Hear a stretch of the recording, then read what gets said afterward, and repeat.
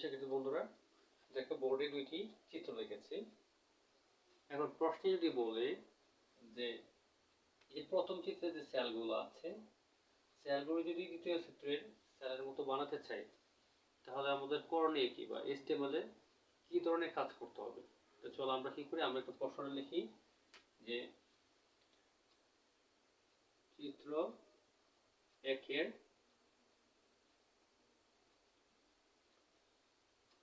সেলকে চিত্র দুয়ের মতো পেতে HTML কোড লিখো। যদি আমাদের এখানে প্রশ্নে বলে যে চিত্র একের সেলকে চিত্র দুয়ের মতো পেতে HTML কোড লিখো, তাহলে আসলে আমরা কি করব। চলো আমরা এখন এটা সমাধান করি। প্রশ্নটা খুবই গুরুত্বপূর্ণ, আশা করি তোমাদের অনেকটা কাজে আসবে এই প্রশ্নটি। তো চলো আমরা এখন এটাকে সমাধান করি।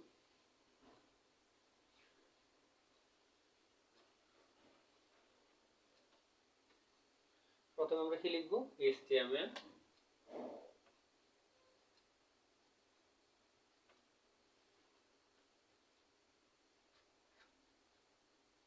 এরপর আমরা কি লিখব, বডি। ঠিক আছে, এরপর আমাদের কি লিখতে হবে, টেবল বর্ডার,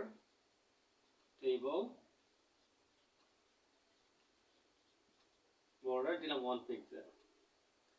এখন দেখো এখানে যে সেলগুলো আছে, এখানে পুরো টেবিলটা যতটুকু বড় আছে এই সেলটা ঠিক সেরকম আছে। তো আমরা যদি এই সেলের মতো করে এই প্রত্যেকটা সেল বানাতে চাই, তাহলে আমাদের কি দিতে হবে, একটা অ্যাট্রিবিউট দিতে হবে, সেল প্যাডিং। সেল প্যাডিং আমরা দিলাম এটাকে কত পিক্সেল, সেলের মানগুলো দিলাম 40 পিক্সেল দিলাম। তুমি চাইলে 40, 50, 60 এরকমের মতো কোনো একটা পিক্সেলের মান দিতে পারবে। এরপর আমরা কি করব, আমরা টিআর দিয়ে শুরু করব, কারণ এটা সারিতে আছে। টিডি দিলে কি a/td, এরপর টি দিলে কি কি আছে, b আছে, /td। দেখো এই বি পরে কিন্তু এই সারিতে কি নাই, কিছু নেই। আমরা সারি কি দিয়ে শুরু করেছিলাম, টিআর দিয়ে শুরু করেছি। এখন আমরা এখানে টিআরটা বন্ধ করে দিই, /tr। এটা আবার সারিতে আছে, এই জন্য আমরা কি করলাম, আবার টিআর দিয়ে শুরু করলাম।